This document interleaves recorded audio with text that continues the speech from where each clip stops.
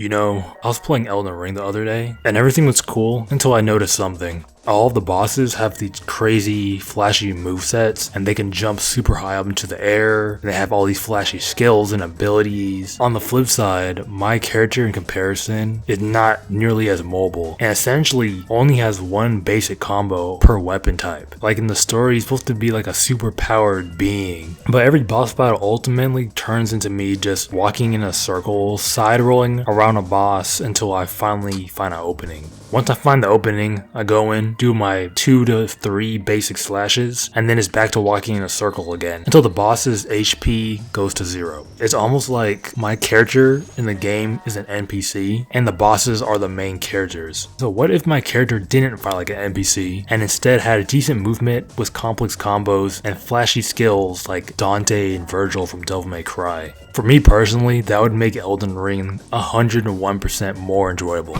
Well, that's exactly what this mod does. And we're gonna play the entirety of Elden Ring with it on. Alright, time to fight the hardest enemy in the game, the God of Rick.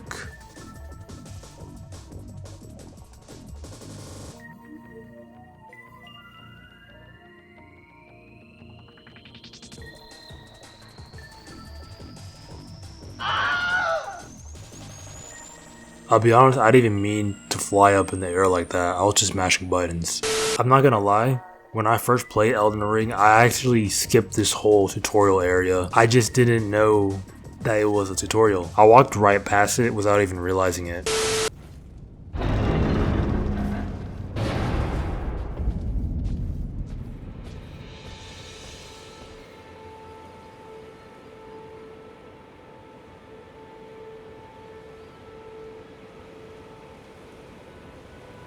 Let's try taking on the Tree Sentinel. It should be way easier with this mod activated. Okay, to make this mod a little bit harder, I'm not going to use the HUD in any of the fights. So I really don't know how much health I have, or I don't know how much health I can take. So I'm being really cautious with these fights, and I'm trying to avoid every hit possible, because for all I know, I could be dying in 2 hits.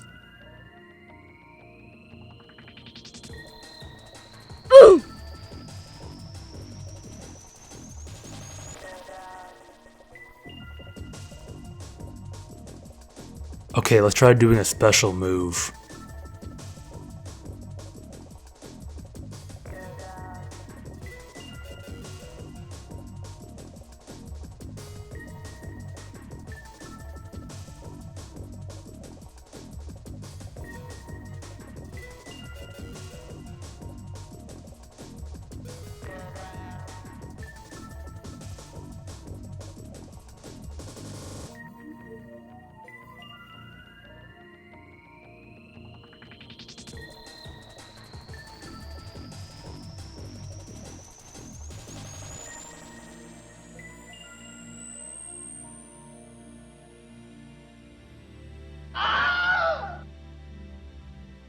Yo.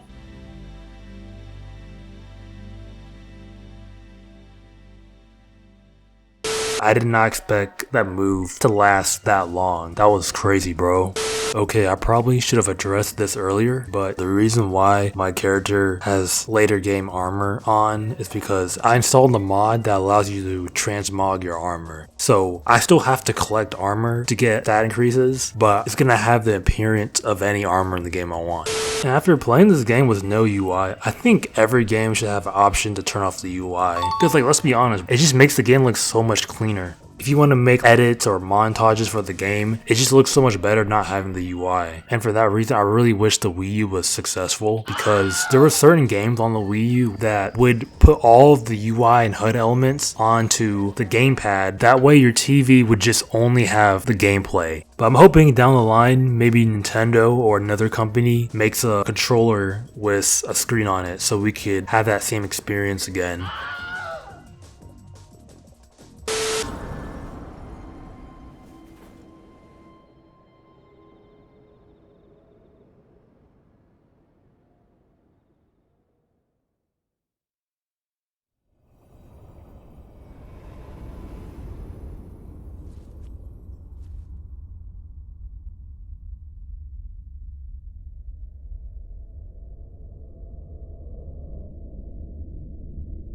Greetings, traveller from beyond the fog. I am Melina.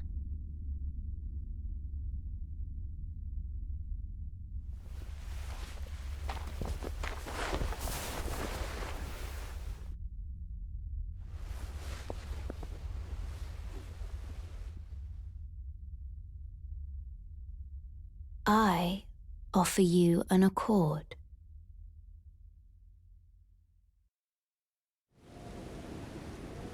Have you heard of the Finger Maidens? They serve the Two Fingers, offering guidance and aid to the Tarnished. But you, I am afraid, are maidenless. I can play the role of maiden, turning runes into strength to aid you in your search for the Elden Ring. You need only take me with you to the foot of the Erd Tree. Then it's settled. Summon me by grace to turn runes into strength. Ah, another matter. I bequeath to you this ring.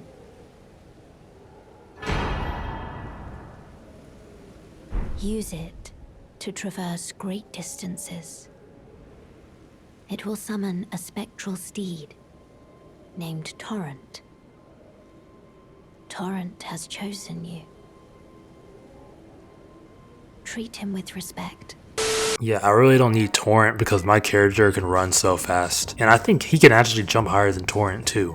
But anyways, found this greatsword, and apparently if you use a greatsword with this mod, it gives you Nero's moveset from Devil May Cry. So right now, the katana gives you Virgil's moveset. The greatsword gives you Nero's moveset. So I wonder if there's a sword that gives you Dante's moveset.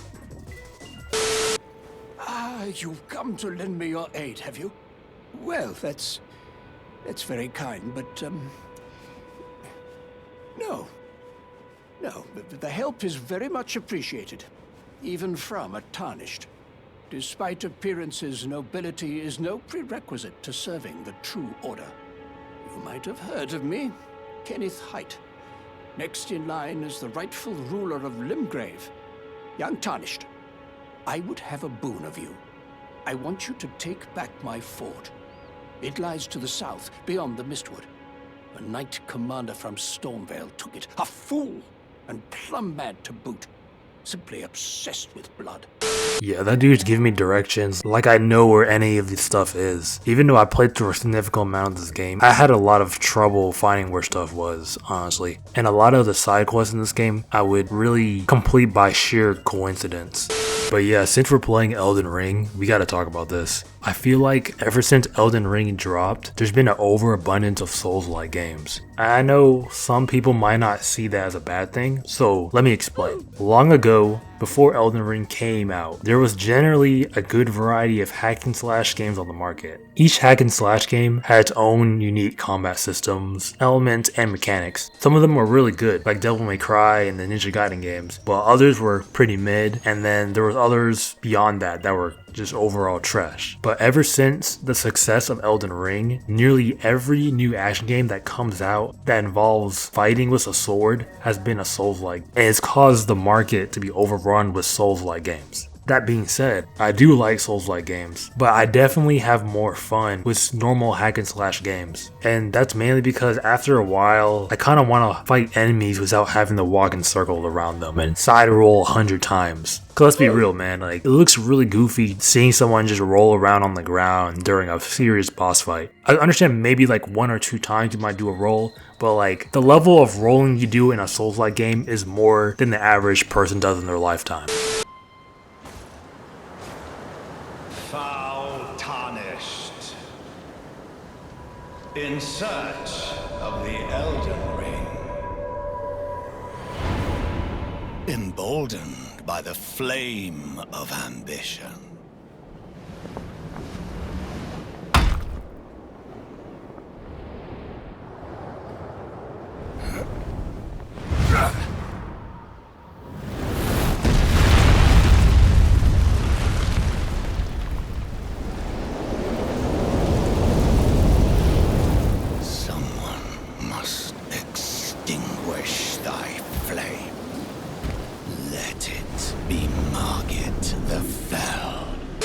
Alright, well, it's time to fight the boss.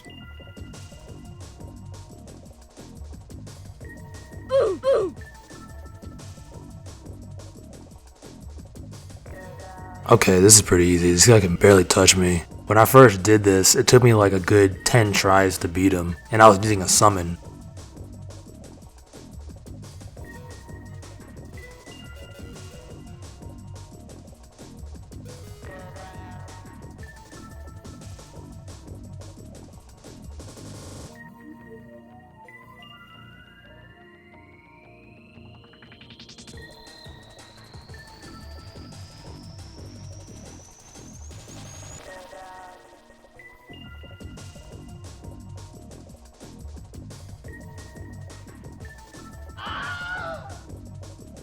So yeah, so watching that fight, right, that was way more entertaining than it would have been without the mod. I'll admit it was easier, but it was more entertaining, it was more fun to play, and I was able to really create my own combos and express myself a lot better than if I was just playing regular vanilla Elden Ring. And if we're gonna be honest, I don't think I can go back to playing vanilla Elden Ring after this mod.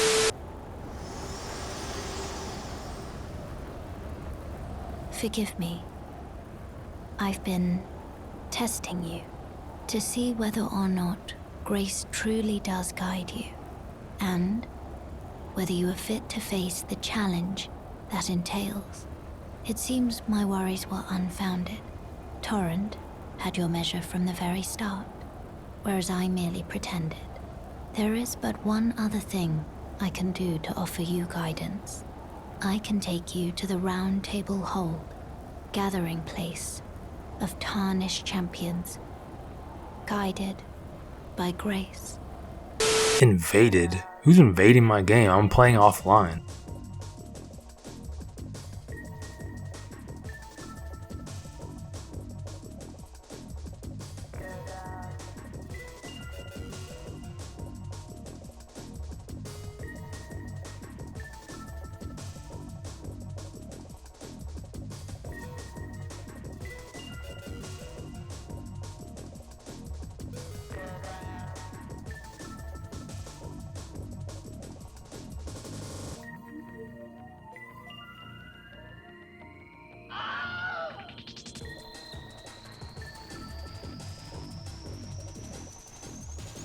Even when you're playing Elden Ring normally, the invaders are pretty easy to beat.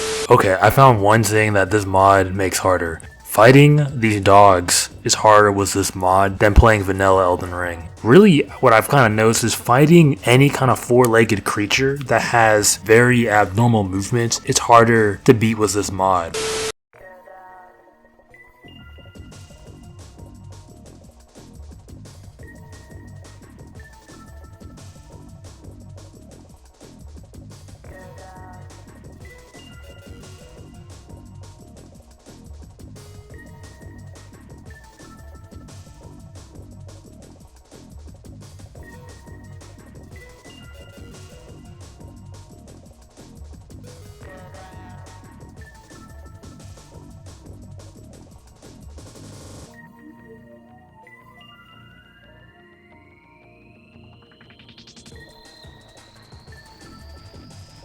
Alright guys, the bear is sleeping, so we're gonna sneak past him without getting noticed.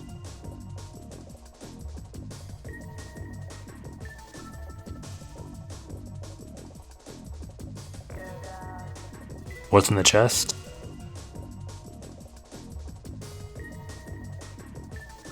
Found another little grotto.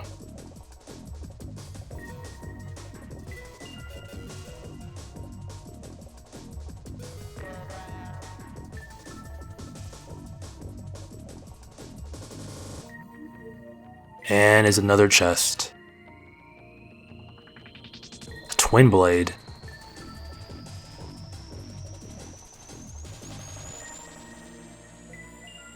That moveset is fire, bro.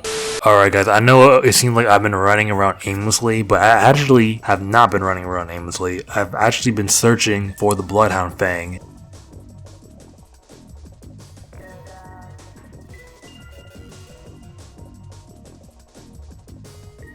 Alright guys, let's hope this is the right portal.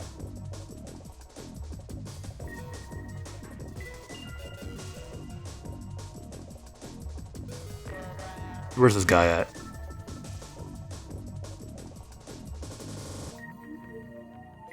There he is. Get him. Stupid, I'm not gonna let you get the chance.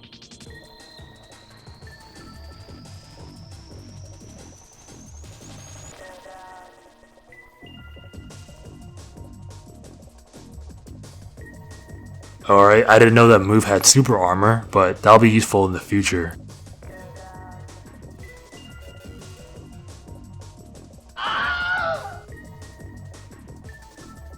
Well, that was very fast.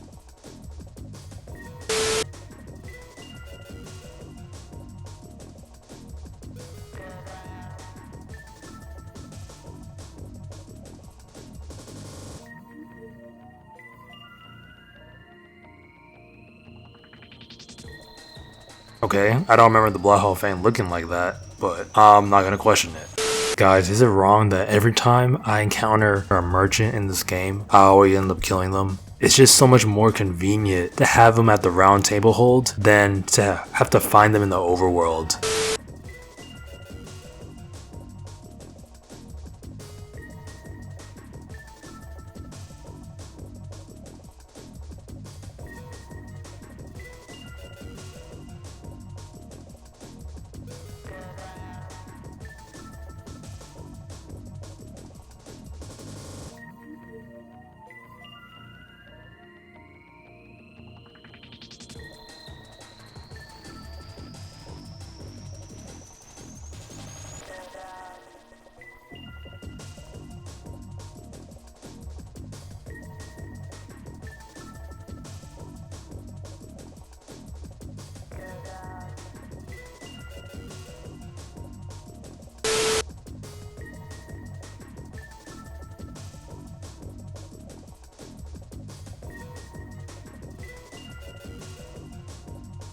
Okay, I need to find a needle in a swamp. At least I know the general direction where I need to find this needle.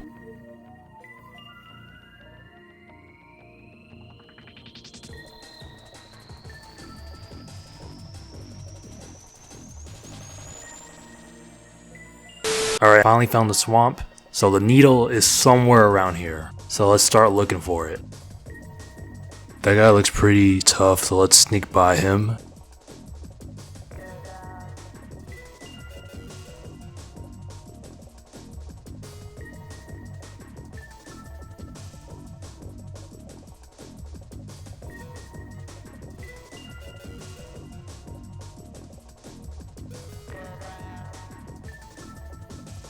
This guy looks pretty important, so I bet you he probably drops an important item.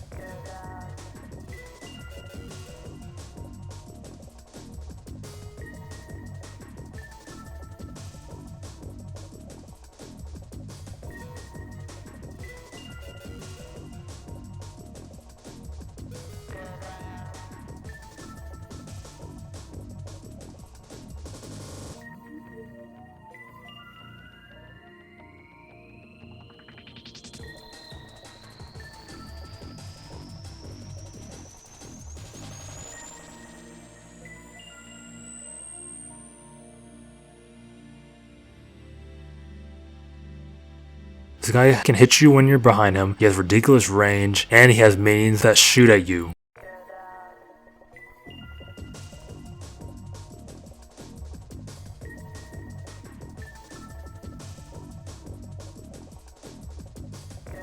Bro, was I just flying on top of a sword?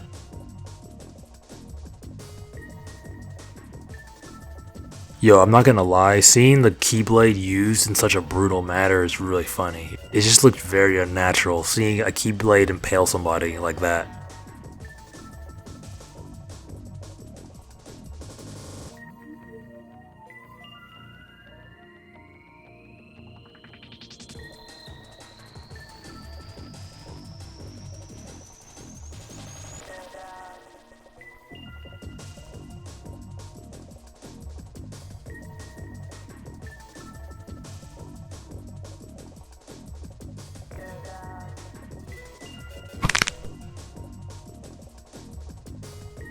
Alright, bet. There we go. That wasn't too hard. Took a couple hits, but we're still standing. Man, bro got blood over my keyblade though. And I was right about this guy being important because he dropped the golden needle that we needed for the quest.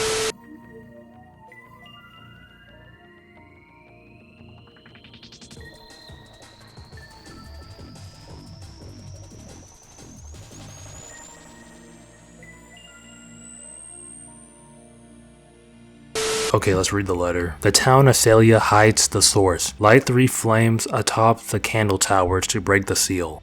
Bro, I already knew that. I went through all of that just for something I already knew.